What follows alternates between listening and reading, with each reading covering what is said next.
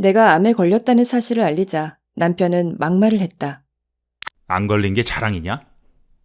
시어머니와 시집 식구들도 남편과 다르지 않았다. 비슷한 반응이었다. 그럼 애들 밥은? 병원비는 어쩔 거냐?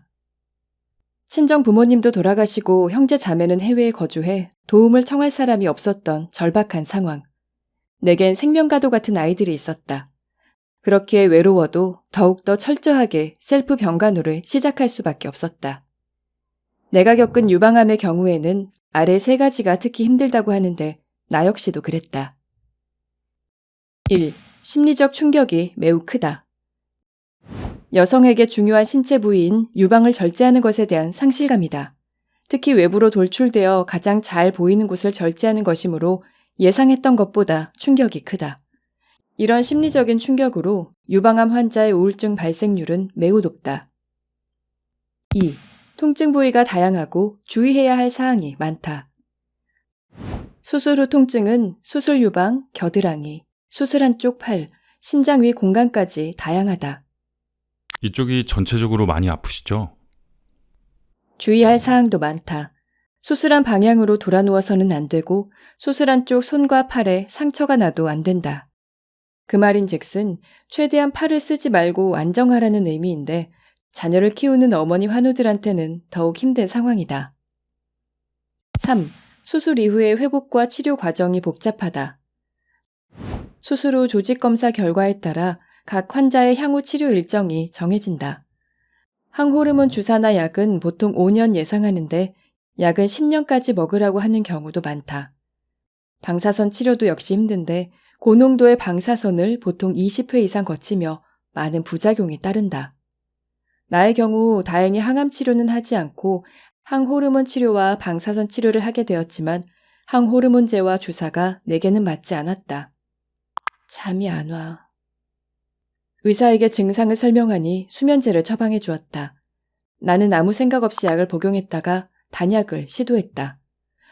그 결과 끔찍한 금단 증상을 겪었다. 급성 공황 발작이 온 것이다. 금방 죽을 것 같은 공포, 숨을 쉬지 못했던 그날. 여보, 나 죽을 것 같아.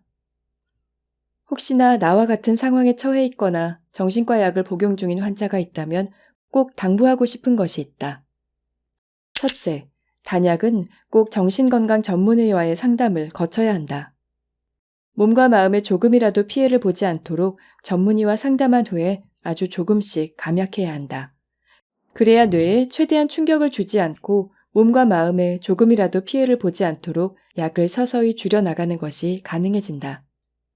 둘째, 의사가 처방해주는 약에 대해 꼼꼼하게 질문하고 답변받아야 한다. 처방약을 오래 먹으면 나타날 수 있는 부작용에 대해 먼저 말해주는 의사는 흔치 않다. 환자가 어떤 기저질환이 있는지, 이전에 어떤 부작용을 겪었는지 미리 알 수 있는 의사도 거의 없다. 때문에 미리 처방전을 살펴보고 질문사항을 미리 꼼꼼하게 적어 진료 시에 의사에게 질문하고 답변을 받아야 한다. 정신과 약을 굳이 먹지 않아도 되는 상황이 솔직히 있는데 짧거나 길게 일단 처방을 받았으니 먹는 이들도 종종 있다. 그러한 경우를 방지하기 위해서라도 왜 이 약을 먹어야 하는지에 대한 상담이 의사나 약사와 충분히 이루어져야 한다. 셋째, 건강한 생활 습관으로 충분히 극복해낼 수 있다. 단약의 첫걸음으로 나는 가장 먼저 밖으로 나가 햇볕을 쐬며 걸었다. 처음에는 현관문을 열고 나갈 기운이 없어서 가구들을 하나하나 붙잡고 나갔고 기어서 걷다시피 하며 10분을 못 걸었다.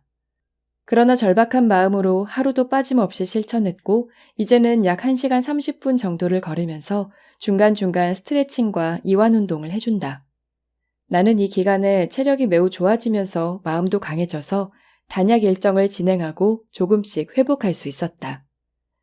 하루 3끼 정해진 시간에 식사하기, 잔인하고 무서운 영상물 보지 않기, 몸을 따뜻하게 하기 등 내 몸과 기분을 살펴서 세심한 생활 습관을 만들고 지키려 노력했다. 그 결과 현재의 나는 수면제, 항불안제, 항우울제를 모두 단약했다. 불안함을 잘 극복하는 것도 연습을 하면 반드시 할 수 있다는 것을 깨달았다. 말도 안 되는 상황인 나도 했으니 모두 할 수 있다. 언젠가 색색 빛깔로 바뀔 하늘 아래서 우리는 살아남아야 하니까. 그렇지 않은가?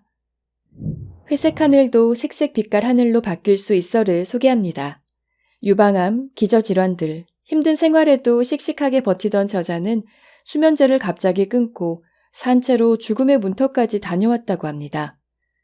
외로운 흑백 세상에서 밝고 활기찬 총천연색 세상으로 들어올 수 있게 많은 이들을 돕고 싶습니다. 같은 고통을 겪는 사람을 돕고 싶어 마음을 다해 알려주는 이야기를 지금 바로 만나보세요. 유방암 환자의 건강한 암 투병 에세이. 회색 하늘도 색색빛깔 하늘로 바뀔 수 있어. 이 콘텐츠가 도움이 되었다면 구독과 좋아요를 눌러주세요.